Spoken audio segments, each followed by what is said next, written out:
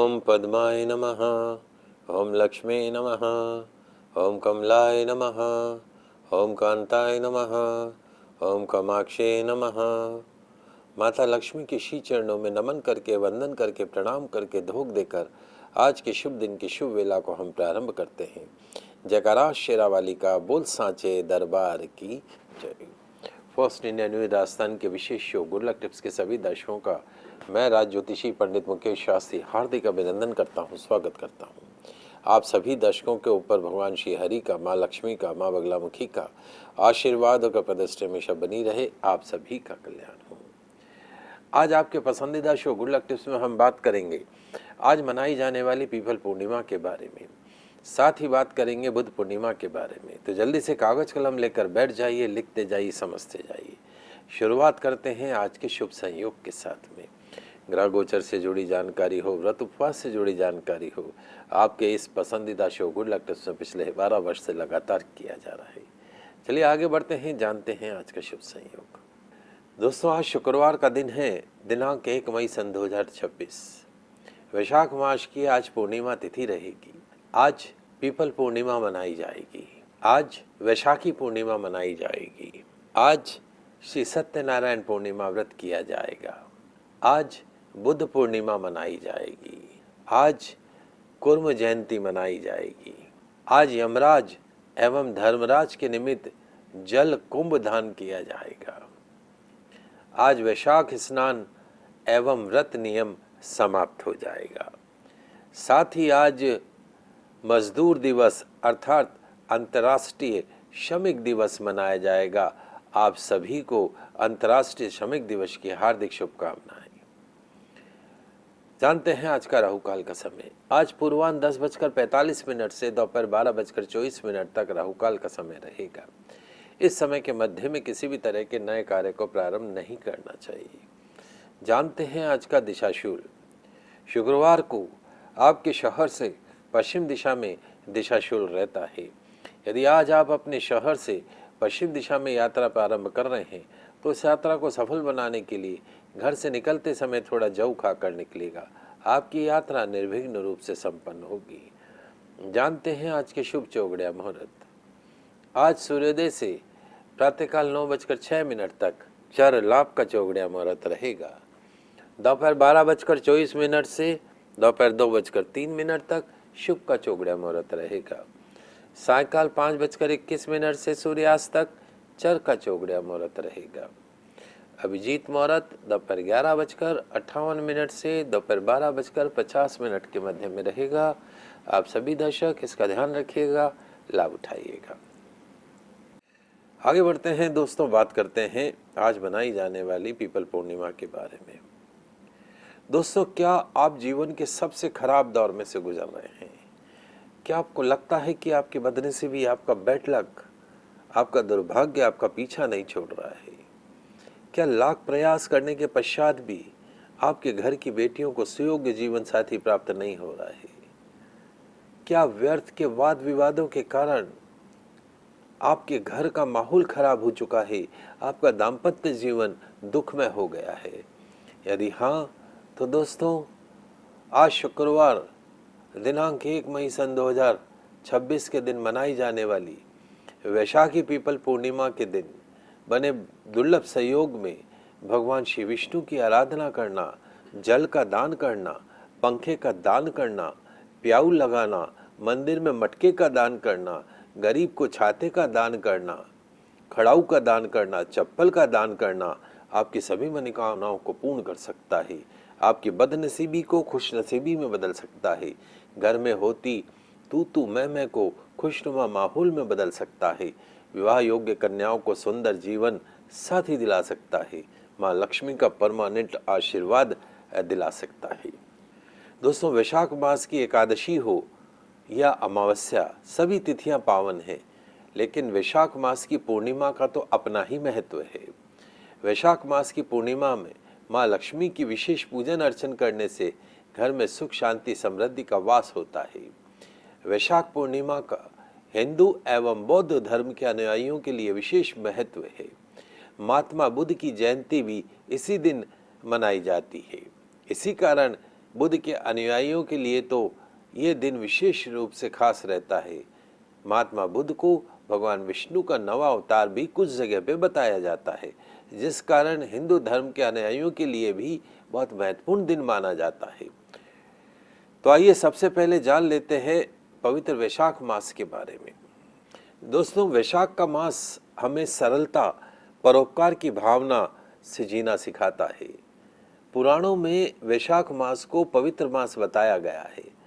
हमारे ऋषि मुनियों के द्वारा वैशाख मास में होने वाले प्रकृति के बदलावों को समझकर अपने अनुभव और ज्ञान से वैशाख मास में व्रत, पर्व, दान, त्योहार की रचना की और इनकी पालन हेतु नियम संयम को लोक व्यवहार से जोड़ा गया, जिसमें धार्मिक कर्म हुए, स्नान हुआ, दान का महत्व भी बताया गया। सारे विधान मानव को सादगी से रहने, हर प्राणी मात्र के प्रति संवेदना रखने की प्रेरणा देते हैं। वैशाख मास में तीर्थ स्नान करना, पवित्र सरोवर में स्नान करना, अपने ही निवास पर गंगा जल डाल मिश्रित जल से स्नान का बहुत महत्व बताया गया है। चूँकि वैशाख मास में गर्मी का मौसम शुरू हो जाता है, इसलिए नियमित रूप से प्रातः स्नान करने से तन को जहाँ तपन से राहत मिलती है, वहीं वैशाख मास भगवान विष्णु की आराधना का मास होने से मानव को धर्म से भी जोड़ता है, जिससे वह तन के साथ साथ मन की शांति को भी महसूस करता है। मानव के मन पर हावी तनाव और थकान जो है वो दूर होती है, सुकून प्राप्त करता है।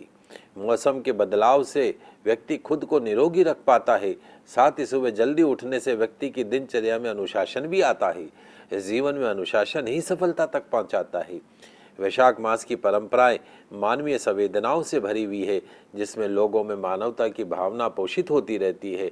हर धर्म में भूखे को भोजन देना, प्यासे जीव को पानी पिलाकर तृप्त करना धर्म पालन में श्रेष्ठ कर्तव्य माना जाता है।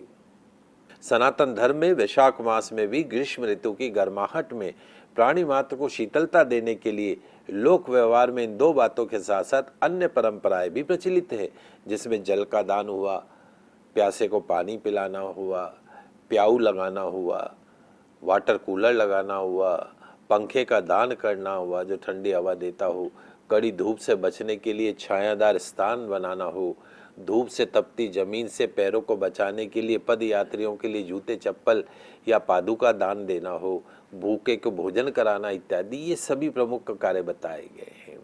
इतना पवित्र मास है हमारा वैशाख मास। आगे बढ़ते हैं, अब बात करते हैं वैशाख पूर्णिमा व्रत व पूजा विधि के बारे में। तो क्या करना है लिख लीजिए, समझ लीजिए। आज प्रातःकाल स्नान के पश्चात भगवान श्री सत्यनारायण का कच्चे दूध से, भगवान श्री सत्यनारायण के रूप में आपके घर में मूर्ति हो, प्रतिमा हो, तो एक ताम्र पात्र में रख लीजिएगा, गुलाब की पंखुड़ियाँ बिछाकर। अगर सत्यनारायण की प्रतिमा नहीं हो तो विष्णु प्रतिमा भी रख सकते हैं, शालिग्राम जी भी रख सकते हैं, या लड्डू गोपाल जी को भी रख सकते हैं।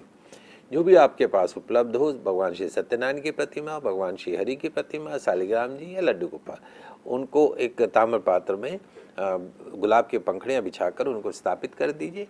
उसके पश्चात उनका कच्चा दूध से, भगवान श्री सत्यनारायण का कच्चे दूध से अभिषेक कीजिएगा, छाछ से अभिषेक कीजिएगा, पंचामृत से अभिषेक कीजिएगा। पंचामृत के पश्चात में गंगा जल, केवड़ा जल, गुलाब जल से अभिषेक कीजिएगा। अलग अलग प्रकार के फलों के रस से अभिषेक कीजिएगा, शहद से कीजिएगा, बूरे से कीजिएगा, अलग अलग प्रकार से अभिषेक कीजिएगा। अभिषेक के पश्चात वस्त्र पोषण करके उनका पंचोपचार पूजन करना है। भगवान श्री हरि को जनेऊ अर्पण करनी है, गंध, अक्षत, पुष्प अर्पण करने हैं, तुलसी दल भोग में अर्पण करना है, घृत का दीप अर्पण करना है, चंदन से बनी धूप बत्ती की धूप प्रज्वलित करनी है। प्रसाद में पंचामृत बनाना है, गेहूं के आटे को सेक कर तैयार की गई पंजीरी बनानी है, केले के फल का भोग लगाना है, नारियल के फल का भोग लगाना है। पूजन के पश्चात में भगवान श्री सत्यनारायण की व्रत कथा का पठन या श्रवण करना है। कथा पूरी होने के पश्चात भगवान श्री सत्यनारायण की आरती करनी है, पुष्पांजलि करनी है। रात्रि के समय दीप, धूप, पुष्प, अन्न, गुड़ आदि से पूर्ण चंद्रमा की पूजा करनी है। चंद्रमा को अर्घ्य प्रदान करना है जल दूध का। जल से भरे कलश का दान करना है, प्याऊ लगवाना है, गौशाला में पंखे का दान करना है, मीठे रसीले फलों का दान करना है, अन्नदान, गौदान, स्वर्णदान करना है, दरिद्र नारायण को भोजन करवाना है। एक मंत्र है, ओम लक्ष्मी नारायणाभ्याम नमः, ओम लक्ष्मी नारायणाभ्याम नमः, ओम लक्ष्मी नारायणाभ्याम नमः। पूरे दिन निराहार रहकर संध्या समय में एक समय भोजन करना है। तो जो भी भक्त आज नाना प्रकार के उपचारों के साथ भक्ति पूर्वक भगवान श्री सत्यनारायण की पूजा करेंगे, कथा करेंगे, श्रवण करेंगे, पठन करेंगे, उनके घर होगी धन की वर्षा, मिलेगी दरिद्रता, कर से मुक्ति, मिलेगा कुबेर का खजाना। बात कर रहे हैं आज मनाई जाने वाली पीपल पूर्णिमा के बारे में। वैशाख मास का महत्व जाना, पूजा विधि जानी हमने। अब आगे बढ़ते हैं, बात करते हैं वैशाख मास की पीपल पूर्णिमा के दिन पीपल की पूजा का महत्व के बारे में। शास्त्रों में वैशाख मास में भगवान मधुसूदन की विधिवत पूजन अर्चन मोक्षकारी बताई गई है। वैशाख बड़ा पुण्यकारी मास माना गया है। इसमें भगवान मधुसूदन की पूजन अर्चन के साथ साथ पीपल के वृक्ष की पूजन का विधान बताया गया है। स्कंद पुराण में वर्णित है। वैज्ञानिक और आध्यात्मिक दोनों दृष्टिकोणों से पीपल को शुभ फलदायी माना गया है। शास्त्र कहते हैं कि पीपल की जड़ों में ब्रह्मा का निवास है, पीपल के तने में भगवान श्री हरि का निवास है और पीपल के पत्तों में भगवान शिव का निवास माना जाता है। स्कंद पुराण कहता है कि पीपल के वृक्ष को काटना ब्रह्म हत्या के समान पाप कर्म है। ये तो आप और हम सभी जानते हैं कि पीपल भगवान मधुसूदन को बेहद प्रिय है। भगवान श्री कृष्ण भगवद गीता में अर्जुन से कहते हैं कि हे अर्जुन, मैं समस्त वृक्षों में पीपल का वृक्ष हूं और समस्त देव ऋषियों में मैं नारद मुनि हूं। वैशाख मास में पीपल को सांसारिक सुख, वैभव, मोक्ष प्राप्ति का सहज सरल साधन के रूप में वर्णित किया गया है। पद्म पुराण में भी एक जगह पर स्वयं भगवान मधुसूदन का कथन है कि जो व्यक्ति पीपल के वृक्ष की सेवा करके वस्त्र का, अन्न का, धन का, जल का दान करता है, समस्त पापों से छूटकर अंत में विष्णु भक्त हो जाता है। कार्तिक महात्म्य में भी श्री सूत जी संतों से पीपल का महात्म्य इस प्रकार वर्णित करते हैं। क्या कहते हैं? भगवान श्री कृष्ण ने सत्यभामा से कहा कि व्रत करते हुए यदि साधक किसी संकट में पड़कर व्रत का पालन न कर पाए, विष्णु जी का मंदिर भी पास में ना हो, तो उसे पीपल के वृक्ष के नीचे बैठकर मेरे मंत्रों का जाप करना चाहिए। उस व्यक्ति को मोक्ष की प्राप्ति होती है। यानी कहीं आपको मंदिर नहीं मिले, कहीं पूजा स्थान नहीं मिले, पीपल के वृक्ष के नीचे बैठ के भी यदि प्रभु स्मरण किया जाए तो प्रभु का श्री चरणों का स्थान प्राप्त होता है। पीपल वृक्ष की महिमा का वर्णन करते हुए भगवान महादेव माँ उमा से कहते हैं, वैशाख मास की पूर्णिमा तिथि के दिन पीपल वृक्ष के नीचे किए गए जप पूजा का सहज गुना फल प्राप्त होता है। ये भी कहा जाता है कि पीपल में अलक्ष्मी, दरिद्रता जो कि देवी लक्ष्मी की बहन है, उनका भी वास होता है।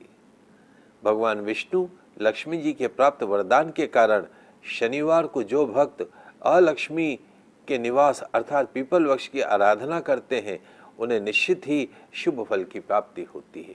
इसी कारण शनिश्री अमावस्या, शनि प्रदोष होने पर पंचामत से पीपल की पूजा का विधान शास्त्रों में वर्णित है। साधक को पीपल पूजन के लिए पावन दिन पीपल की छाया में ओम नमो भगवते वासुदेवाय, ओम नमो भगवते वासुदेवाय मंत्र का जाप करते हुए पीपल के वृक्ष की धूप, दीप, नैवेद्य से अलग अलग प्रकार के उपचारों से पीपल का पूजन अर्चन करना चाहिए। पीपल की परिक्रमा करनी चाहिए, पीपल के नीचे बैठ के मंत्र जाप करना चाहिए। ऐसा करने से मनोकामना पूर्ण होती है। पीपल पूजन से न केवल साधक बल्कि उसके पितरों का भी कल्याण संभव है। स्कंद पुराण में कहा गया है कि जिस व्यक्ति के पुत्र न हो, जिस व्यक्ति के पुत्र न हो, वो पीपल को अपना पुत्र मान ले। वो पीपल को अपना पुत्र मान ले, वो पीपल का वृक्ष पुत्र बनकर उसके जीवन में पुत्र की कमी को दूर करता है और उसे अंतिम समय में अपने श्री चरणों में, प्रभु श्री चरणों में स्थान प्राप्त करवाता है। ऐसा महिमा है उसके दिन। आगे बढ़ते हैं। हम जानते हैं कि पीपल पूर्णिमा के दिन, जैसे वैशाख मास है तो अंतिम दिन है, तो ऐसा क्या दान पुण्य करें महाराज कि पूरे वैशाख मास का हमको पुण्य मिल जाए। तो जल्दी से लिख लीजिए, समझ लीजिए। पूरे वैशाख मास में यदि आप जलदान नहीं कर पाए हों तो आपको पीपल पूर्णिमा के दिन, वैशाखी पूर्णिमा के दिन आपको जल दान करना है। अब जल का कलश भर के भी दान कर सकते हो, कई मंदिर में मटका भर के रख सकते हो, कोई गरीब है तो उसको मटका दे सकते हो पानी भर के। प्याऊ है तो प्याऊ में जो है वो मिट्टी के मटके रखवाने हैं आपको। क्या महाराज? प्याऊ में मिट्टी के मटके रखवाने हैं। उचित स्थान पर, कहीं अनाथ आश्रम हो, कहीं पर आपको लगता हो कन्या अनाथ आश्रम है, कुष्ठ आश्रम है, ओल्ड एज होम है, हॉस्पिटल है, डिस्पेंसरी है, कहीं पे भी जहाँ पे भी आवश्यकता हो वहाँ वाटर कूलर लगवाइएगा, और नहीं तो अपने घर के बाहर लगवा दीजिएगा। वाटर कूलर जो जल पिएगा तो पुण्य आपको मिलेगा। वैशाखी पूर्णिमा के दिन ओल्ड एज होम में जो बच्चे छोड़ देते हैं माँ बाप को, और जहाँ बूढ़े लोग रहते हैं ओल्ड एज होम, वहाँ पे एक समय का भोजन का दान कीजिएगा। और भोजन ऐसा होना चाहिए कि उन वृद्ध व्यक्तियों के चेहरे पर खुशी का भाव आ जाए। कहीं पास में कन्याओं का अनाथ आश्रम हो, जहाँ छोटी छोटी अनाथ बच्चियाँ पल रही हों, वहाँ रसीले फलों का दान कीजिएगा। आम का रस बना के ले जाइएगा, या वहीं पे ही बुला के और बनवा के और बच्चियों को ठंडा ठंडा आम का रस पिलाइएगा। उनके चेहरे की जो मिठास है वो आपके दुख दर्द को दूर कर देगी। शरबत की बोतलें ले जाइएगा, दान कर दीजिएगा। बच्चियों को शरबत बड़ा पसंद आता है। अंधे बच्चों का कोई स्कूल हो, वहाँ चले जाइएगा, वहाँ अंधे बच्चों को आइसक्रीम खिलाइएगा गर्मी के अंदर। कोई ये जो अपना मिट्टी का सकोरा होता है उसमें मीठी लस्सी का सेवन कराइएगा उनको। कोई अपाहिज व्यक्ति हो आपके नज़र के अंदर, जिसको बैसाखियों की ज़रूरत हो, उसको बैसाखियों का दान कर दीजिएगा। इस अपना जो व्हील चेयर है उसका दान कर दीजिए। हॉस्पिटल वार्ड में छाछ का, फलों का दान कर दीजिए। वार्ड में जो बीमार लोग हैं, छाछ के पैकेट ले जाइए और उनको दान कीजिए। फल, रसीले फलों का दान कीजिए। सफाई कर्मचारी दिख जाए रोड साफ करते हुए, पीले वस्त्र दान कीजिए। फल, मिठाई दान कीजिए। ठंडे पेय पदार्थों का दान कीजिएगा। वैशाखी पूर्णिमा में गौशाला चले जाइएगा। देखिए, अब गर्मी का मौसम है तो हम अपने घर में पंखा भी लगाते हैं, कूलर भी लगाते हैं, एसी भी लगाते हैं। जब हम हर गर्मी के मौसम में कूलर रिपेयर भी कराएंगे, पंखा भी ठीक कराएंगे, एसी नहीं होगा तो एसी लगाएंगे, तो क्या हमारी जिम्मेदारी नहीं बनती कि हम गौशाला में चले जाएं? वहाँ इतनी सारी जो हमारी गौ माता है वो गर्मी के अंदर जो है वो बहुत परेशान होती है। तो आप गौशाला चले जाइए। अगर शेड नहीं हो तो गौशाला में शेड लगवाइए, छाया की व्यवस्था कीजिए जिसके नीचे गौ माता बैठ सके, खड़ी हो सके। और वहाँ पे संभव हो तो यथाशक्ति 5, 10, 11, 21, 51 जितनी आपकी गुदड़ी हो उतने पंखे लगवा दीजिए। पंखों की हवा से गौ माता को थोड़ी राहत प्रदान होती है। और जो गौ माता की सेवा करते हैं, जिनको हम गौ पालक बोलते हैं, उन गौ पालक को भी जल का, ठंडे पेय पदार्थों का, शरबत का और विशेष तौर पे चप्पल का दान कीजिएगा। मंदिर हो पास में, कोई भी मंदिर हो, वहाँ पे शुद्ध देशी घी का दान कीजिएगा, तेल का दान कीजिएगा। भगवान कहता है कि जो तुझे दान करता है, समय आने पे लाखों गुना, करोड़ों गुना करके तुझे वापस दे देता हूँ। किसी को अन्न का दान कीजिएगा, किसी को धन का दान कीजिएगा। गौदान का विशेष महत्व बताया गया है। पक्षियों के लिए जल से भरे परिंदे लगवाने का है। 10, 15, 20 पक्षियों के लिए परिंदे, और कोई जगह नहीं मिले तो अपने घर में छत में भर के रख दो, और घर के बाहर एक सीमेंट की टंकी रख दो, उसमें रोज़ साफ जल भर दो। जीव जानवर बेचारे गौ माता, कुत्ते इत्यादि जो भी सड़क के जीव जानवर हैं वो भूखे प्यासे पानी के लिए तरसते रहते हैं, तो आपके घर के बाहर एक टंकी रखी होगी तो वो आराम से उसमें पानी पी पाएंगे। आप ऑफिस निकलते हो तो अपने लिए वाटर बोतल भी लेके निकलते हो, टिफ़िन भी लेके निकलते हो। ऐसे ही जो है पक्षियों के लिए थोड़ा अनाज और एक पानी की बोतल लेके निकला करो। जहाँ आपको परिंदे दिखे पानी उसमें डाल दिया करो, अनाज या रोटी वहाँ पे डाल दिया करो। वैशाख मास में कोई भी भिक्षुक आए तो वो आपके घर से अन्न लिए बगैर नहीं जाए, जल सेवन किए बगैर नहीं जाए। गौशाला में जाके गौ सेवा अवश्य करनी है। ये छोटे से छोटे दान हैं, अवश्य कीजिएगा। आइए जल्दी से जान लेते हैं वैशाख पूर्णिमा पर माँ लक्ष्मी को प्रसन्न करने के कुछ उपाय। वैशाख पूर्णिमा पर भगवान श्री हनुमान जी महाराज की आराधना अवश्य कीजिए।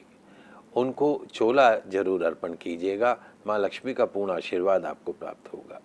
जैसे हमने बताया कि पीपल के पेड़ की पूजा का विधान है, तो पीपल के वृक्ष के नीचे घी का दीपक जलाइएगा, माँ लक्ष्मी का पूर्ण आशीर्वाद प्राप्त होगा। वैशाख पूर्णिमा के दिन छोटी कन्याओं को भोजन कराइएगा और दान कीजिएगा, निश्चित तौर पे माँ लक्ष्मी प्रसन्न होगी। पवित्र नदियों में स्नान कीजिएगा, गरीबों को दान कीजिएगा।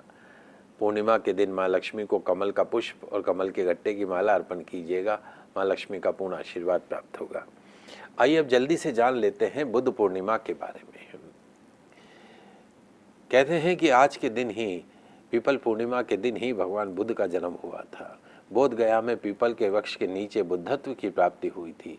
वैशाख पूर्णिमा के दिन ही भगवान बुद्ध ने गोरखपुर से 50 किलोमीटर दूर कुशीनगर में महानिर्वाण और प्रस्थान किया था। दुनिया भर के बौद्ध गौतम बुद्ध की जयंती को धूमधाम से मनाए जाते हैं। बुद्ध पूर्णिमा न सिर्फ भारत बल्कि दुनिया के कई अन्य देशों में भी पूरे हर्षोल्लास के साथ मनाई जाती है। श्रीलंका, कंबोडिया, वियतनाम, चीन, Nepal, Thailand, Malaysia, Myanmar, Indonesia जैसे देश इसमें शामिल है। श्रीलंका में इस दिन को वैशाख के नाम से जाना जाता है। निश्चित रूप से वैशाख का ही अपभ्रंश है। बुद्ध पूर्णिमा के दिन गंगा स्नान का भी विशेष महत्व है।